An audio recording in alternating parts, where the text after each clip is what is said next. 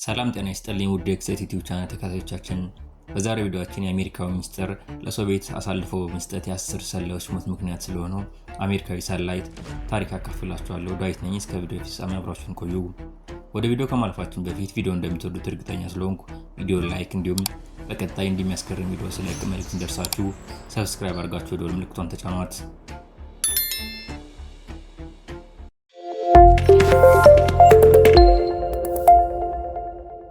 አልድሪች አሜስ ለ10 ዓመታት ለሶቪየት ህብረት ሚስጥራዊ መረጃ ሲሰጥ ነበር።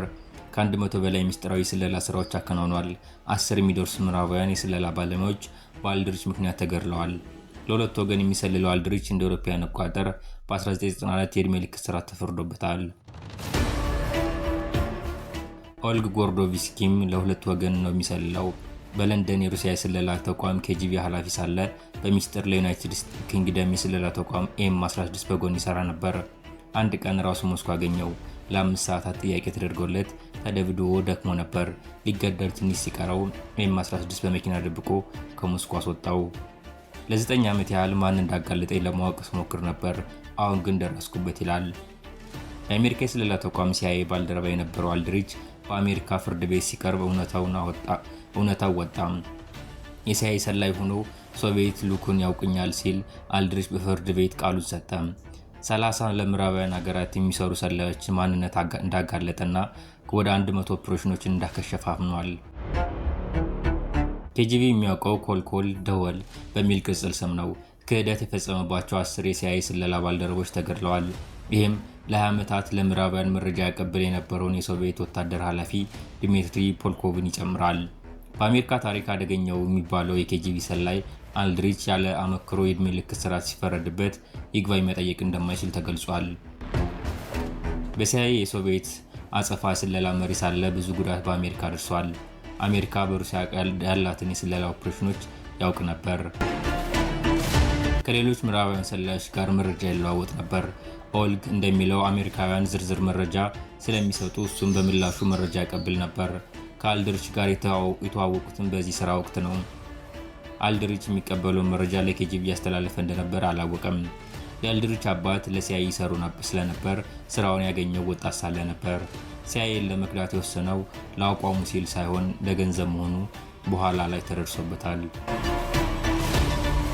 ሲአይኤ ተሰራ ከነበረች ባለቤቱ ናንሲ ሰግባርት ጋር ቱርክ ነበር መጀመሪያ ላይ የተመደቡት። የስለላ ባለሙያዎች የመመልመል ኃላፊነት ነበር የተሰጠው። እንደ አውሮፓውያን አቆጣጠር በ1972 ወደ ሲአይኤ ተመለሰ። ሩሲያኛ ተማረ። የሶቪየት ሰላዮች እንዲሰልል ነበር የተፈለገው። አባቱ ጠጭ ስለነበሩ ስራቸውን መቀጠል አልቻሉም። አልድሪችም ከመጠን በላይ ይጠጣ ነበር። እንደ አውሮፓውያን አቆጣጠር በ1972 ሰክሮ አንድ የሲአይኤ ሰላይ ደርሳበታለች። ባቡር ላይ ሚስጥራዊ መረጃ ጥሎ ወርዶም ያውቃል።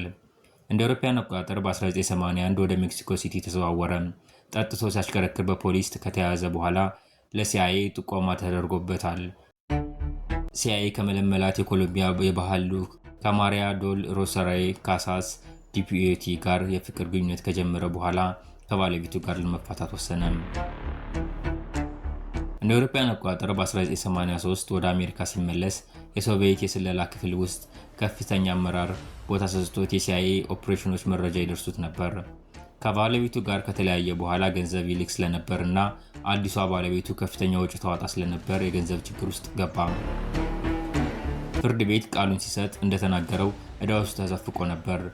ገንዘብ ፈልግ ነበር፣ ከዚያ ውጭ ምክንያት አልነበረኝም ሲል ለኤፍቢአይ ባልደረባ ሌዚ ዋይዘር ተናግሯል። እንደ አውሮፓውያን አቆጣጠር በ1985 በዋሽንግተን ዲሲ ወደሚገኘው የሩሲያ ኤምባሲ ሄደ። ለሲአይኤ የሚሰሩ የሩሲያ ሰላዮችን ስም ዝርዝር ሰጣቸው። በምላሹ $50,000 እንዲከፈለው ጠየቀ። ከዚያም በኋላ የመረጃና የገንዘብ ልውውጡ ለ9 ዓመታት ቀጠለ። የሲአይኤ መረጃ መጥለፊያ መሳሪያዎችን፣ የሶቪየት ሚሳኤልን ሊመቱ የሚችሉ የውሃ መሳሪያዎችን አቀማመጥና ሌሎችም ሚስጥራዊ መረጃዎች አሳልፎ ሰጠ። ከሩሲያ ባለስልጣናት ጋር መገናኘት የሥራው አካል ስለሆነ ማንም ሰው መረጃ ያስተላለፈ እንደሆነ አልጠረጠረም። ሚስጥራዊ መረጃዎችን በድብቅ ቦታዎች እያስቀመጠ ሰላዮች ይረከቡትም ነበር። መረጃው የሚቀመጥበትን ቦታ የሚጠቁመው በቾክ የፖስታ ሳጥን ላይ ምልክት በማድረግ ነበር። የሶቪየት ሰላዮች መረጃውን ከተረከቡ በኋላ የቾክ ጽሑፉን ያጠፉታል። አልድሪች መረጃ በማሽሎክ ምክንያት በሶቪየት ይሰሩ የነበሩ ሁሉም የሲአይኤ ሰላዮች የት እንደሆኑ ተደርሶበታል። አሜሪካ የስለላ ኦፕሬሽኖቿን እንድታቋርጥም ተገዳለች። የአልድሪች የወንጀል ምርመራ የተከታተሉት የኤፍቢአይ ባልደረባ ሌዝሊ ጂ ዋይዘር እንደሚሉት በአሜሪካ ታሪክ ይህን ያህል ጉዳት ያደረሰ ሰላይ የለም። በአሜሪካ ታሪክ የሱን ያህል ጉዳት ያደረሰ ሰላይ መኖሩን እጠራጠራለሁ። የሰዎች ሕይወት በሱ ምክንያት ተቀጥፏል ሲሉ ይገልጹታል። እንደ አውሮፓውያን አቆጣጠር በ1986 በሶቪየት ያሉ የሲአይኤ ሰላዮች ድንገት መጥፋት ሲጀምሩ ጥርጣሬ ተፈጠረ። አልድሪች ግን መረጃ መሸጡን አላቆመም። $2.5 ሚሊዮን ገደማ ከሶቪየቶች ለሚሰጣቸው ሚስጥራዊ መረጃ ተከፍሎታል። ዓመታዊ የሲአይኤ ደሞዙ $70,000 ሲደርስ ነበር። በ$540,000 አዲስ ቤት ገዝቶ በከፍተኛ ወጪ ቤቱን ማሳመር ቀጠለም። ጃጓር መኪናም ገዛ።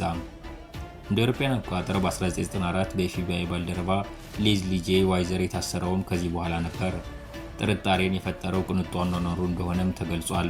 በቁጥጥር ስር ከዋለ በኋላም ባለቤቱ ላይ ጠንካራ ፍርድ እንዳይጣል ተደራድሮ ከፖሊስ ጋር ለመተባበር ፈቃደኛ ሆኗል።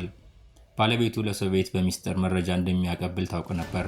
5 ዓመት ብቻ ታስራ ተለቃለች። በሲአይኤ ውስጥ በከፍተኛ አመራር ደረጃ ያለ ለሁለት ሀገራት የመሰለል ግንባር ቀደም የሆነው አልድሪች አሚስ ነው። በኢንዲያና ቴሪ ሃውቲ በሚገኝ እስር ቤት ውስጥ አሁንም ድረስ ይገኛል።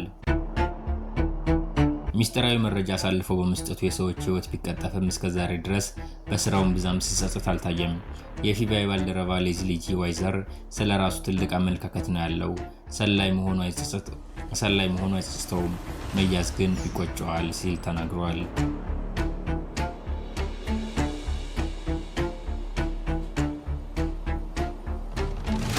የዛሬውን ቪዲዮ እዚህ ላይ ፈጸምኩ። አብራችሁን ስለቆያችሁ አመሰግናለሁ። ቪዲዮውን ከወደዱት ላይክ፣ እንዲሁም ያላችሁን አስተያየት ኮሜንት መስጫው ላይ አስፍሩልኝ። በቀጣይ እንደሚያስገርምና የሚያስደንቅ ቪዲዮ ስለቅ መልእክት እንዲደርሳችሁ ሰብስክራይብ አድርጋችሁ የደወል ምልክቷን ተጫኗት።